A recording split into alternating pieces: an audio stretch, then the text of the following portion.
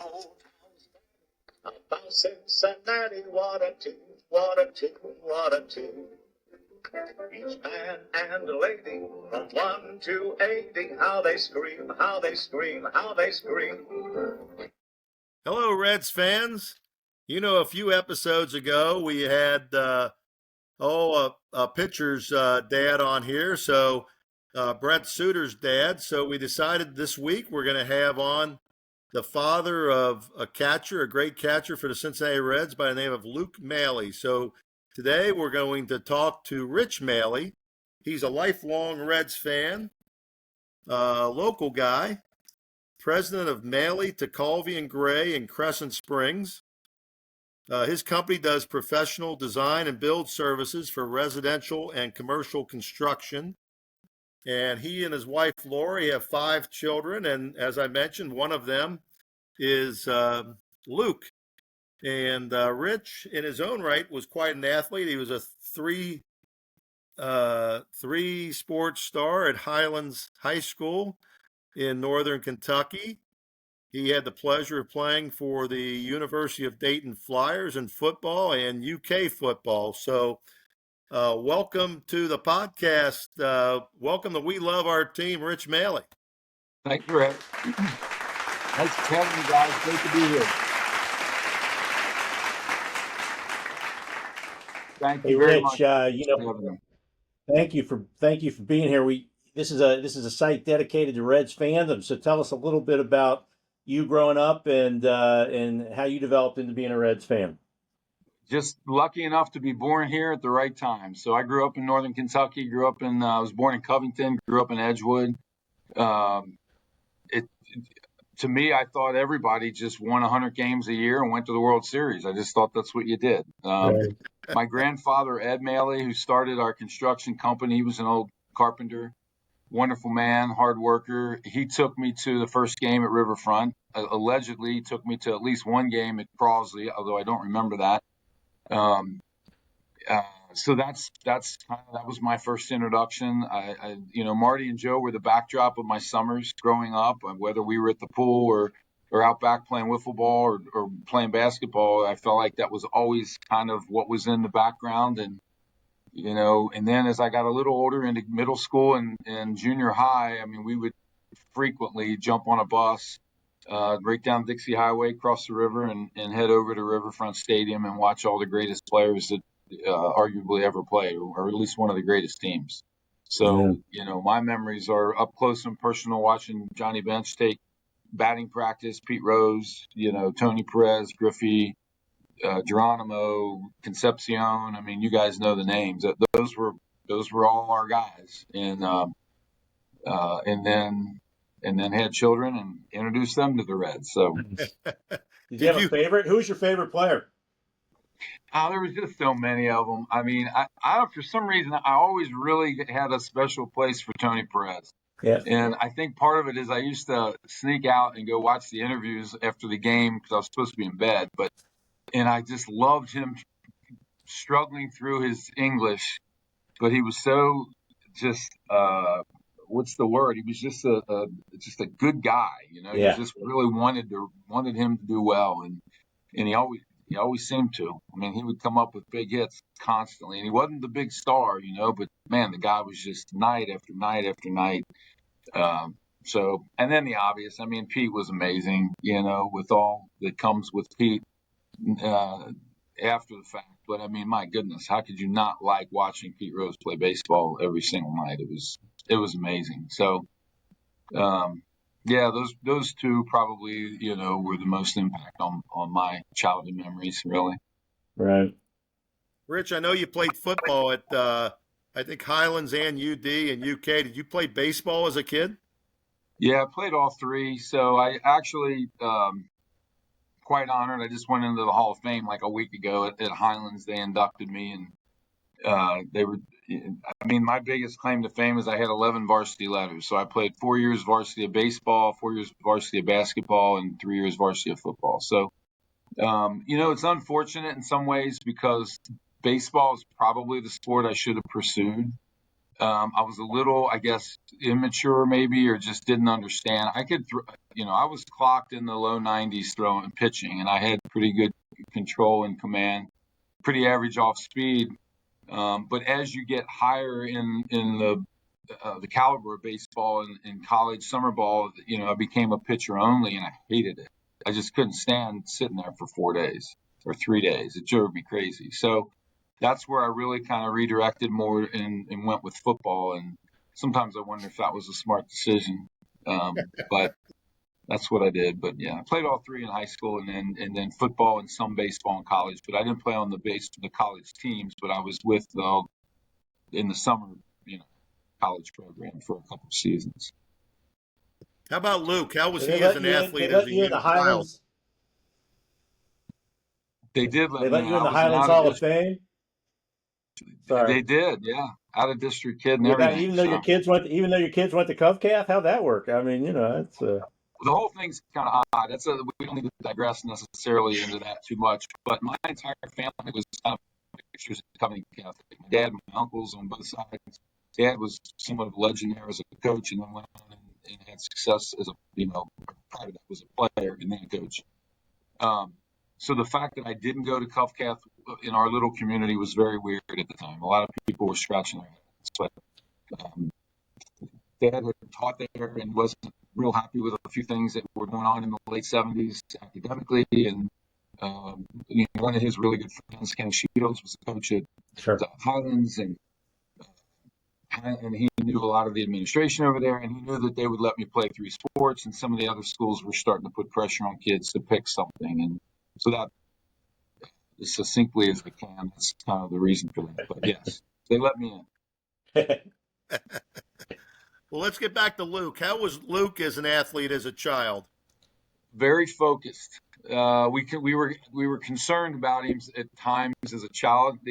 My wife and I joked that Luke was more mature than the two of us from about the age of 8. He just was very intellectual. He's a thinker. Understood the game.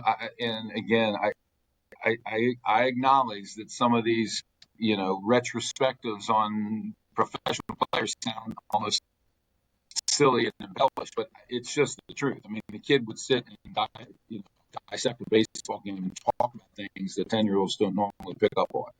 Athletically, he was one of those kids that was certainly just better. I always remember, I tried to sign him up for baseball. I remember the first time, and they up at St. Pius in Edgewood, and they wouldn't let me sign him to play up. And I said, I don't think you guys understand. He cannot play T-ball. Like he's going to hurt one of these kids. He just hit it. He hit it too hard. He threw it too hard, and he understood the game. And so I lied on his application and made him older than he was so that he could play with the older kids. And from that point on, you kind of watch. I was one of these that was all wound up about my kid. I just wanted him to have fun. I wanted him to learn how to play the game correctly, and I wanted him to be challenged. And so it didn't matter where that was. If I could do all that with him playing on his buddy's school team, I would have. But as he kept progressing at each level, it was obvious that he was just better than the people around him. And I was concerned that if I didn't keep challenging him, he would just lose interest. There was just too much there. Never thought in a million years a kid would play professionally. I just meant as a kid, I wanted to challenge my son. You always try to put your kids in an environment that's appropriate for them. So, each situation I put Luke in, he seemed to figure it out really quickly and kind of go to the head of that group. And then next year we'd raise the bar a little bit. So, yeah, and he did that in basketball. He was an excellent tight end in football. He played a couple peewee football seasons, and he could have been a very good high school player. I don't know if he could have played in college, probably, but I told him that football is as good as he was becoming in baseball. I said football is not a great hobby sport with the potential that you have in the other two. So he took up golf. Luke's still today is a scratch golfer. He's an amazing golfer.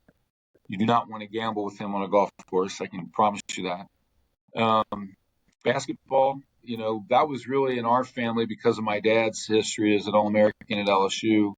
Uh, that was really the first sport that you kind of get introduced to. Luke was a very good basketball player. He certainly could have played basketball in college had he focused his time and energy on that.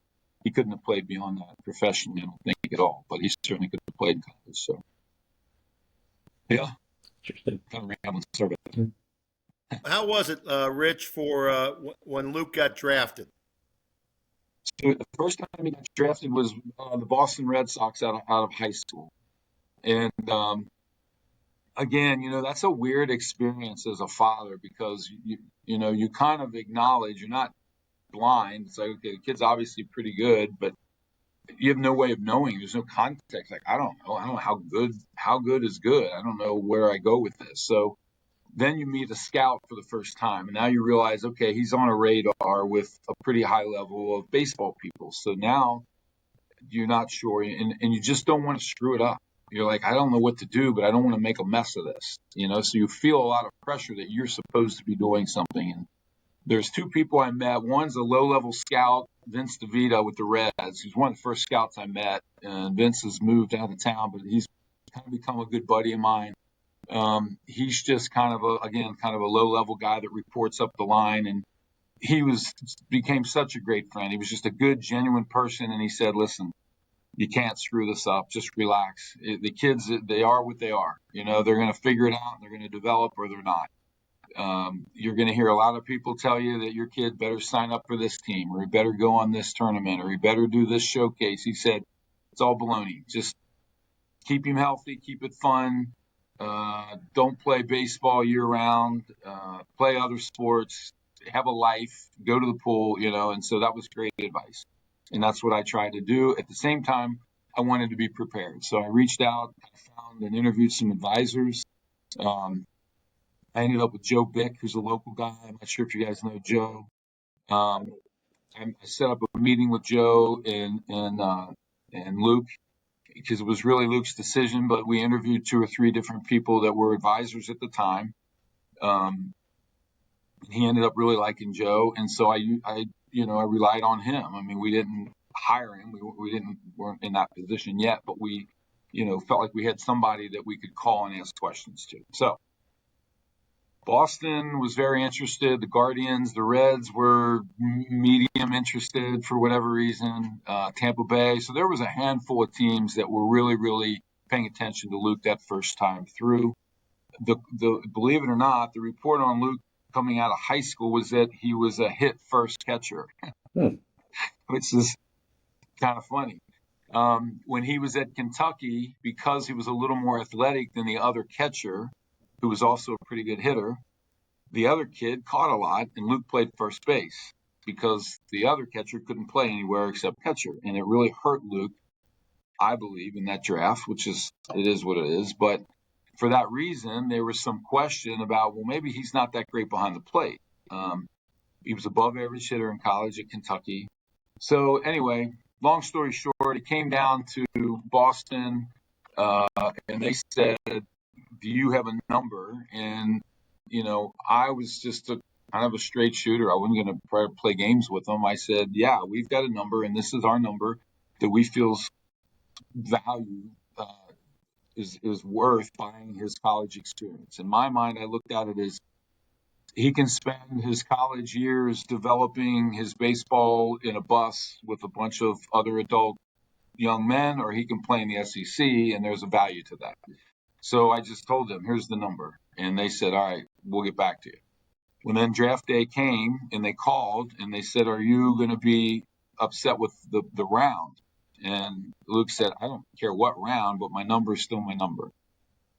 So it went through day 1, day 2, day 3. They picked him, I think, 272nd pick, I believe.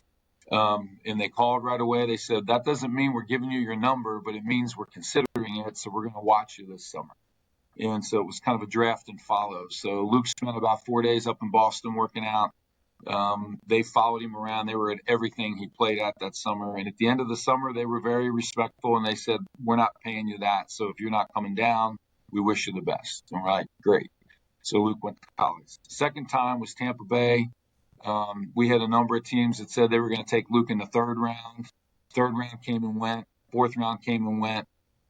He dropped all the way to the eighth round, but we were still obviously very excited to hear his name called by Tampa Bay. And yeah, I mean, it was, it wasn't, we didn't have a big party. We didn't have a house full of people. It was just his mom and I kind of sitting in the family room, waiting to see what happens. I think at one point when we hit about the fourth round, Luke got up and left and went and shot basketball. He's like, well, whatever. I'm going back to school. And he said, I'll make them pay me more next year. That was his attitude. He was a little frustrated that he had been a little bit misled. So I don't think that's terribly uncommon, frankly. Now, after I've learned and met a lot of other dads, I mean, unless you're the Hunter Greens of the world, there's a lot of ambiguity in this draft process for sure. So Awesome. So who are you at the games, Rich? You're at the Great American Ballpark watching your son catch. Are you yeah, one of these guys that walks around a lot? Are you pacing? What are you doing? I used to walk. I never sat in college and in the minor leagues. I just like being away, and I'm not really an uptight person. I'm pretty chill. I mean, I'm competitive. Obviously, you yearn and hurt for your kid. Everything that doesn't go his way is like a punch in the gut. So and early in Luke's career, we used to talk a lot after the game or about at bats, or I wanted to learn what's the experience, what are you going through, what are you learning, what's this guy like, blah blah blah. At some point, probably when Luke was in, I don't know, I want to say maybe Double A, and he had an awful night, and I called him afterwards because I watched all the stuff online if I wasn't there, and he said, "Can you do me a favor?" I said, "Yeah." He said, "I haven't taken a swing without 5 cameras on me in about 4 years." He said, "It'd be great if you would just, if I need you, I'll ask you, but can you just drink a beer and enjoy the game? And we can't do this anymore." I'm like, "Yeah, I can do that." So I did. So since then, I really do relax. I sit with my wife. You guys know I like to have a couple beers, and I root like heck for him. And for the most part, I'm pretty chill. It is what it is, man. And there's a ton of failure, especially when you kind of get the role of backup catcher. It's a Right. grind. I Hey, mean, you've got to be mentally prepared every day as if you're starting. But the reality is, you might not play for 2, 3, 4, 6, 7, 8 days, and then you got to go face. Laurie's the best. She's amazing. She's so chill. Laurie was a very good athlete as well. She was a sprinter. She was a cheerleader.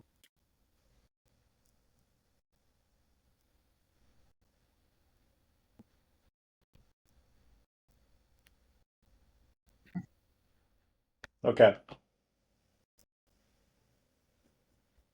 Hmm. Well, we have to talk a little bit about Michael Mayer. Isn't he Luke's cousin? Yeah, I have 2 sisters, both younger, Lisa and Amy. Amy's the baby of our family, and so I guess she has 5 children as well. Her Michael's the 4th. AJ was actually a quarterback at Miami of Yeah. Ohio, and then Arkansas State. AJ is an outstanding athlete. But Michael's exceptional. I don't know what he's 6'6" or whatever, 270, and he can run, he can jump.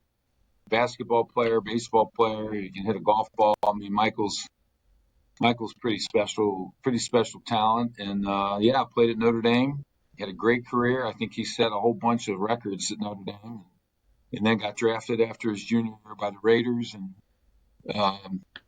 so we're excited. This will be his second season with the Raiders, and we're hoping for good things and stay healthy and all that stuff.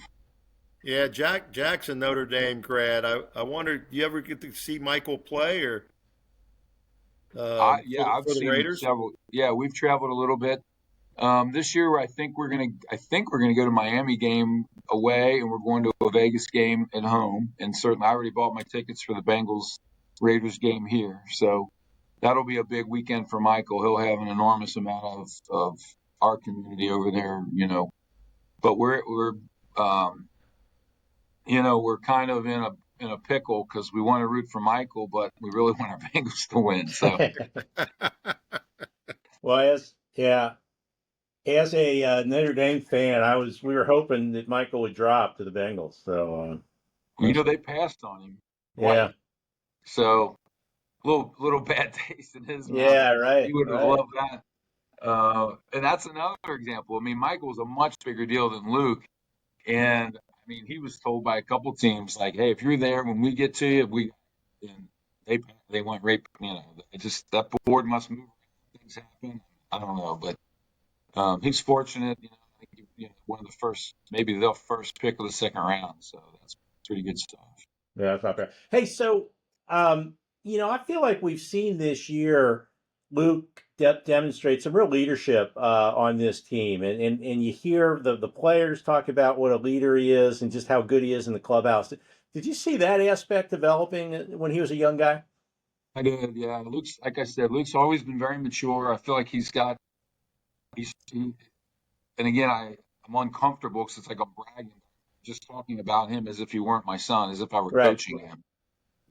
He's just always had a very unique level of awareness of himself and what's going on in the game and idiosyncrasies and habits and opportunities in baseball. I mean, the kid just soaks it up, and he's very calm. I mean, you're not going to really see him rattled too much, and that was a characteristic that just expressed itself from the youngest age. I mean, basketball games where everybody's losing it. You got 12 seconds left, you're in a huddle, and parents are giddy, the kids are jumping all over, and Luke was always just stoic. He was just kind of relaxed, just kind of taking it in, and so it doesn't surprise me that he's taken a leadership role at 33 years old. I mean, oddly enough, he's one of the older guys in the clubhouse. That still blows my mind that he's like the old man in there now. But even when he first came up, I was really impressed with his calm. I mean, you imagine getting caught up to the big leagues. I guess he was 23, and he was on a team with some veterans, and you have to go out there and command that mound with your pitchers. You can't tiptoe around like you're nervous or afraid or unsure. That's not going to work. And Luke immediately looked like a veteran, in my opinion. And I think that's one of the reasons. I mean, he was the first kid in his draft class to debut in the big leagues, and their first round pick was the lefty pitchers. This went blank. Oh, for heaven's sakes! He won a Cy Young. Blake Snell, yeah. Snell, yeah. Blake Snell, yeah.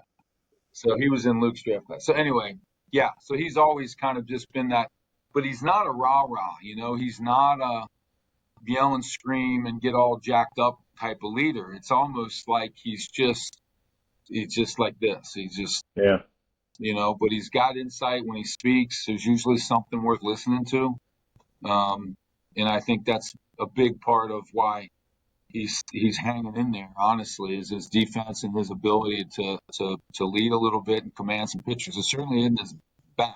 We know that. Yeah. Hey, Rich, how often do you get to see your son play? Well, a lot. I at the risk of again sounding like I'm just embellishing this. My wife and I drive across that bridge virtually every home game, and we look at each other every night and I say, "Do you believe we're going to, Great American Ballpark?" Yeah. How about road games? So we're down to 9 stadiums that I've not seen Luke start a baseball game in, out of all 30 stadiums. So that's pretty special. I've seen him in some of them multiple times. I think he's checked them all off of his list, but Laurie and I are down to 9. So each year we try to identify another stadium that we haven't seen him in. So this year, as you guys know, I saw you guys in Milwaukee I see you in St. Louis or Milwaukee? Milwaukee. Milwaukee, yeah. So we were in St. Louis. We were at the Cubs. We were in Chicago. I'm headed to Minnesota next week or 2 weeks, whenever that one's coming up, and that'll probably be it for this year. So that'll get me down to 8. So we just got to wait and see if he gets a job next year. I mean, obviously we're hoping and praying the Reds keep him, but the way things have gone the last couple of weeks, it makes you nervous. But we'll see. You never know. Yeah. Yeah. But Hey, yeah. Jack. So as Did many you as ever I can think go you'd see him to, pitch in a we go major to league quite game? a bit, but it's not like I did. But he's, he pitched. I don't want to say he's had like Did you ever 6 think you'd see him pitch in a appearances major on the league mound, game? I think. And you guys, he got hit with a fastball on his right index finger. No, I didn't. I didn't. Um, can you guys hear me okay? Because that kind of looped back around. Yeah, Are that we did the good? loop back around, Jack. Yeah. But Jack, I did not. I think Okay. he's pitched. I think he's made like 6 appearances on Can 3 you hear or 4 me? different teams, Okay. and it's one of those things that's really fun for us. I don't think it's something that a position player really wants to do. You're kind of taking one for the team for sure. I think Luke will get a kick out of it when he's our age. Right now, it's just like I just think he respects the game and he wants to be of value to that team, and he recognizes that this is a waste of some good relief pitching. So he goes up and says, "Put me in, and I'll try to burn some outs." Yeah. Before he broke his finger and had finger surgery with the Pirates, Luke had a major league caliber knuckleball. I mean, I really was like, if he gets done catching, he could pitch. I mean, it was Hmm. impressive. He's got gigantic hands. He and Johnny Bench, if you remember, they held those 7 baseballs. Luke's used to be able to do that. I don't know if he can do it with that broken finger, but so the kid's got huge hands. He threw a serious knuckleball. So, and then he would slip one in there at 88 or 89, and it's fun. I like it, but it's never a good Well, thing when he goes to the mound. his 2024 ERA is 0. So I mean, that's kind of impressive. I don't know. And I I'll haven't tell looked you, at his. Rich, here's the other thing that's great. I play the Immaculate Grid every day, and so you get these questions like Cincinnati Red pitched 1 game, so I'm going to use Luke as in the Immaculate Grid on that going forward. As he pitched a game for the Reds. So Yeah. Well, So Jack, my how about a little bit word association now? let's do it. Let's do it. Hunter Green. dominant.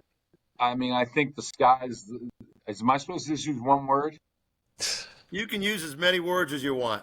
Well, I've gotten to know Hunter out personally. Did some work for him and things along with baseball. I just think this kid's ceiling is as high as any ceiling is. I'm proud of him.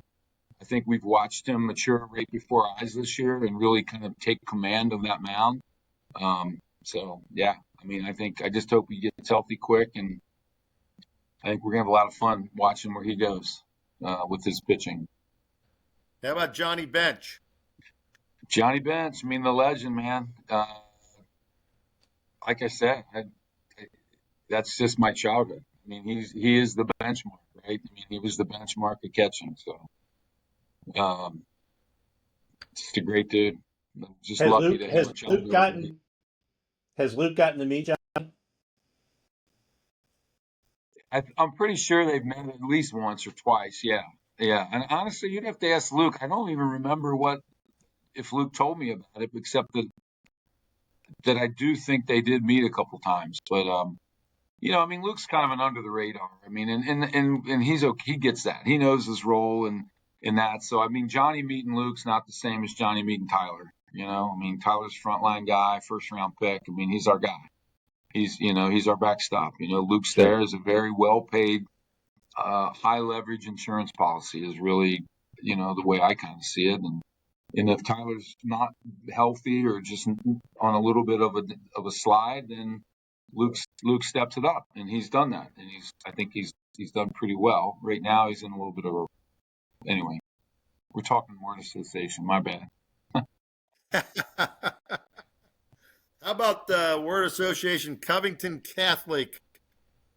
Yeah, great memories. All three of my boys graduated there. I grew up running around the gym. So, I mean, Cubcat to me is just, it's our community. It's, obviously like I said, went to Highlands, but yeah, love the Colonels and we had a great experience. Very glad my kids attended. We've talked about her a little bit. So About you were what about talking. Lori Maile?